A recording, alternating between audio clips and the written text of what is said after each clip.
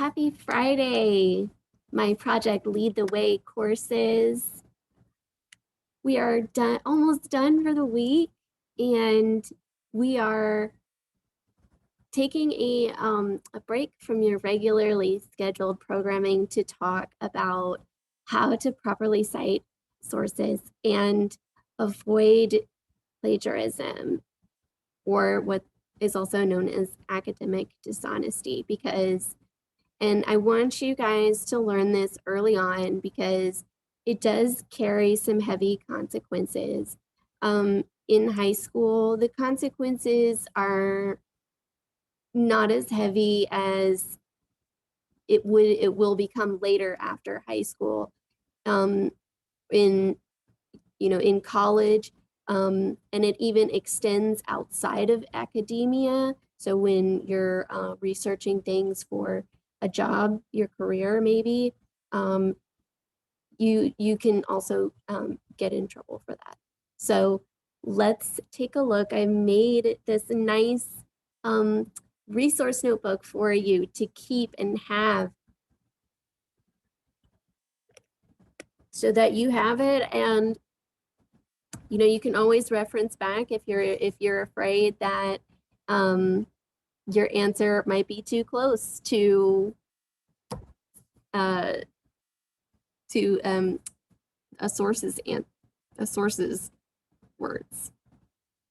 Okay, so the first thing that we're going to do, so this is your reference notebook, and then we have the instructions. So you're watching this video, which is a good start, all right? And use the PDF provided, which I have the PDF on this other side here. It's not very long. It's just the different types of plagiarism. It's like 3 pages, and it's just, it's gonna help you. Just read it and it will help you for the quiz. So I have a link to the online quiz I want you to take, and you can just click, you should just be able to click on it.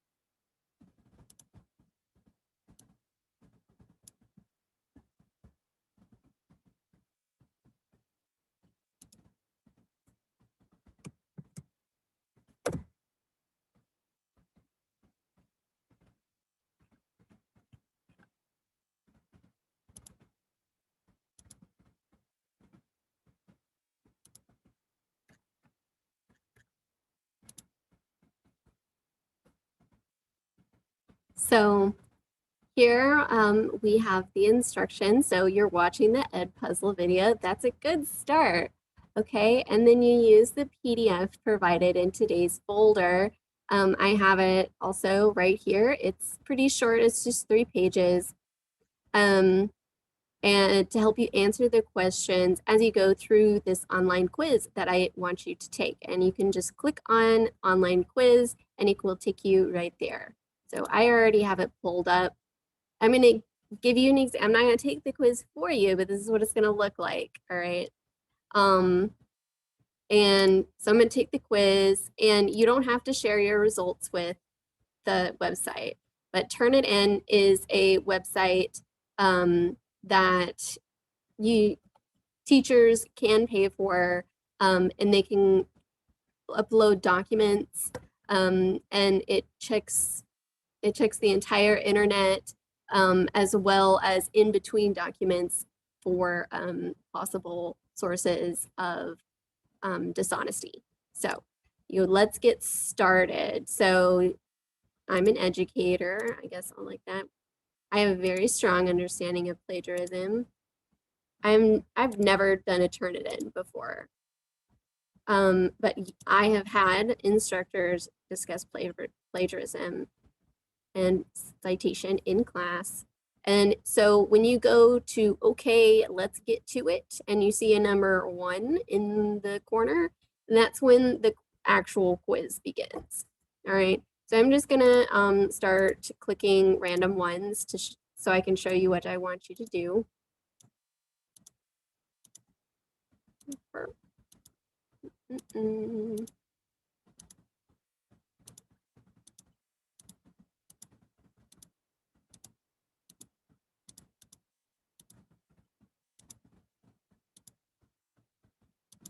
gonna click that. All right, and then I'm gonna click submit. I don't care what your score is. My score is really low because I just went through those questions just like that and didn't even look.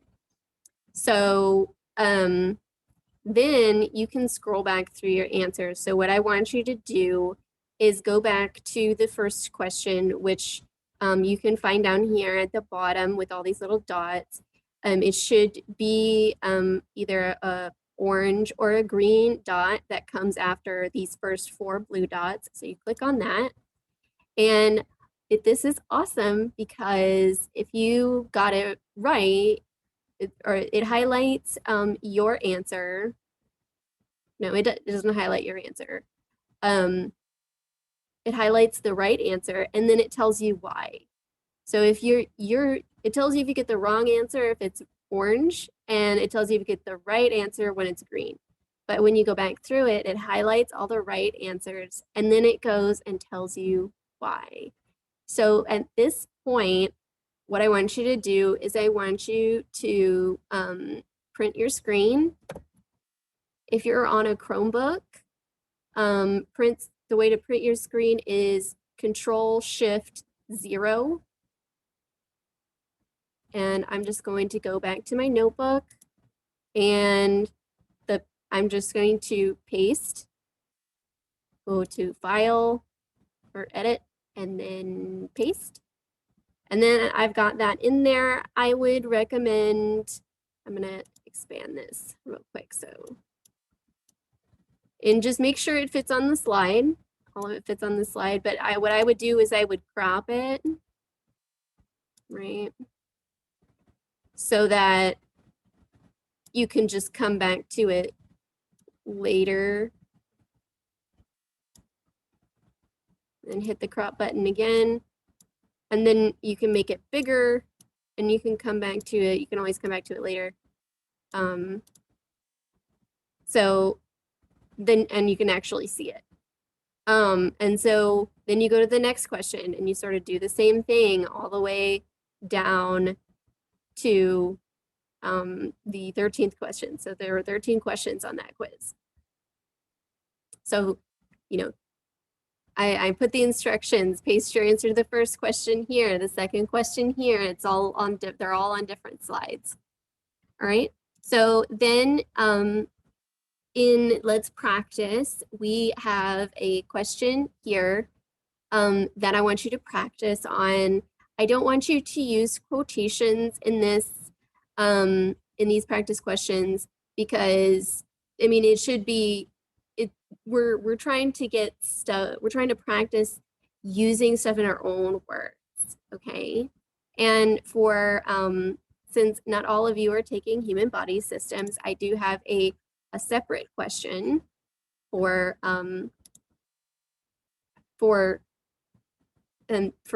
principles of biomedical science. So same rules apply to you guys in biomedical science. You have to use your own words and you can't quote anything. So the last 3 pages sort of explain my expectations for using citations in any part of your submissions for these classes, both of you guys' classes, right? These are advanced courses, guys. So this course is actually, it is optional to take a quiz or a test at the end of the year to earn college credit. If you go all the way through the Project Lead the Way biomedical medicine pathway, you can earn a certificate.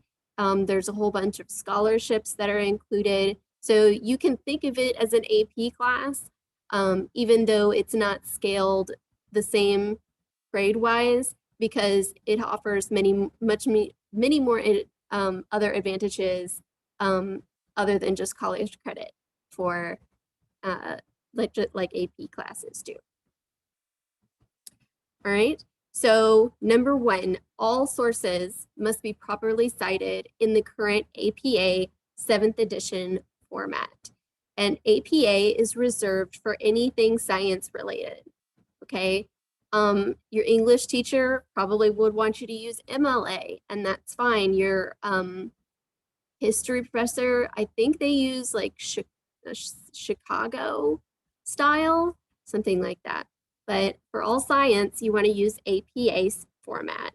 And citations must include in-text and full citations. So in-text is like the author's name and date in the little parentheses. And then the full text citation is like the whole thing. And we'll get to that on how to do that in a minute. Citations must come from either primary or secondary sources. Primary sources include primary literature, just like the primary literature journals that you've been sort of reading and then asking questions about, and dipping your toes into the water on how to read science primary literature. And I'm so proud of you guys, because from what I've seen, people are doing a really good job for possibly not even having seen one of these before. And secondary sources include textbooks, dictionaries, live or filmed presentations given at professional conferences, and websites ending in .org, .edu, or .gov. More examples can be found here. So if you go to the underlined word here and click on it, there is a link that gives you more information on what are good primary sources and what are good secondary sources.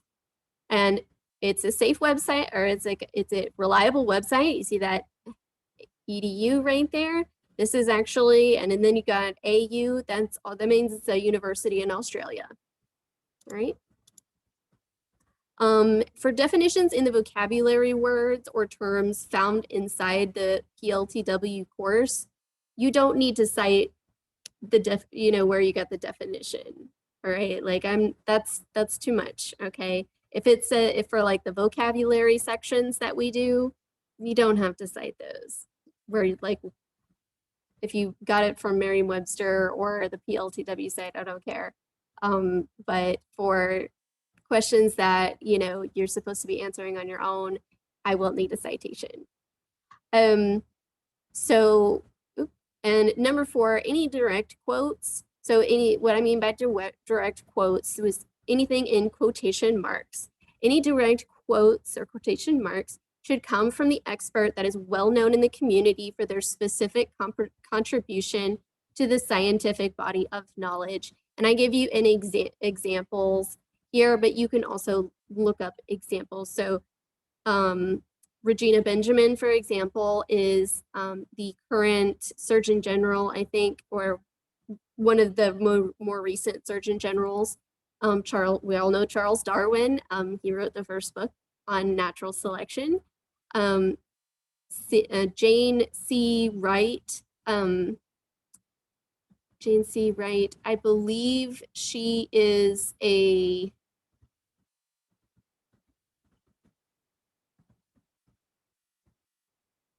surgeon, I think. I'm not 100% on that, but I looked her up, and she is noted for contributing. Well, let's just look that up real quick. Jane C. Wright. She's a surgeon. She was a pioneering cancer researcher. Hit, there you go. Jane C. Wright was a cancer researcher and surgeon noted for her contributions to chemotherapy. So she did see, that's an example of they did something really specific and famous that added to the body of scientific knowledge that we have. All right, and then we have more here. Like you should be able to find like the people that you quote would be found in probably either medical textbooks or history textbooks. I mean, you probably heard of Marie Curie as well. And so I provided another slide for you to help you learn how to format full citations in the 7th edition of APA. Purdue University's online writing lab is the best resource for learning how to do this, okay? And I actually put the link in the picture, so you click on the picture and there's the link right there. So, use it to make sure that your sources are properly cited. And then the last page, we're talking about improper citations. So things that will not qualify as a proper citation include, but is not limited to, Quizlet, Kahoot, Quora, Yahoo Answers, Wikipedia, or other sites. Had a misspelling there. Designed to be used as study tools or information that is spread by non-experts or unverified experts. And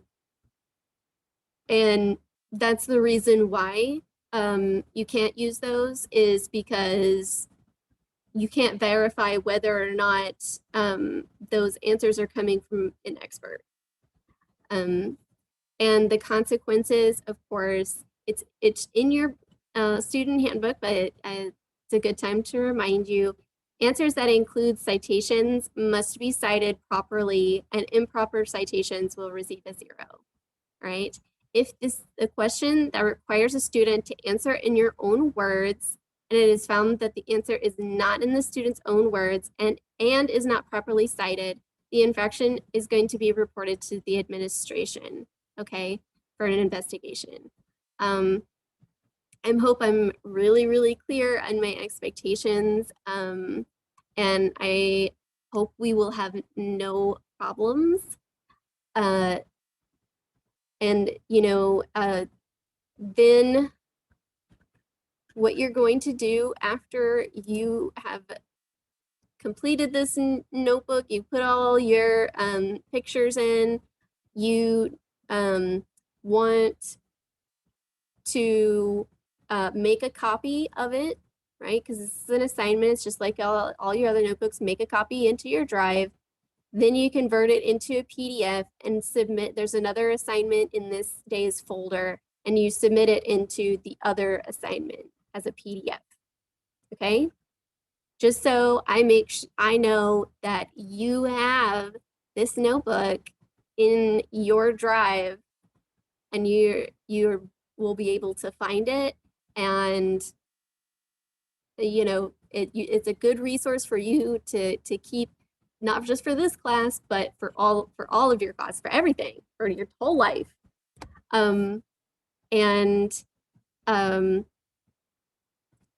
I hope that this was very specific and informative, and I hope that you enjoy having this resource at your disposal. And with that, I am going to go, and I hope you guys have a really great weekend, because this week has been rough for almost everybody I hear. Goodbye.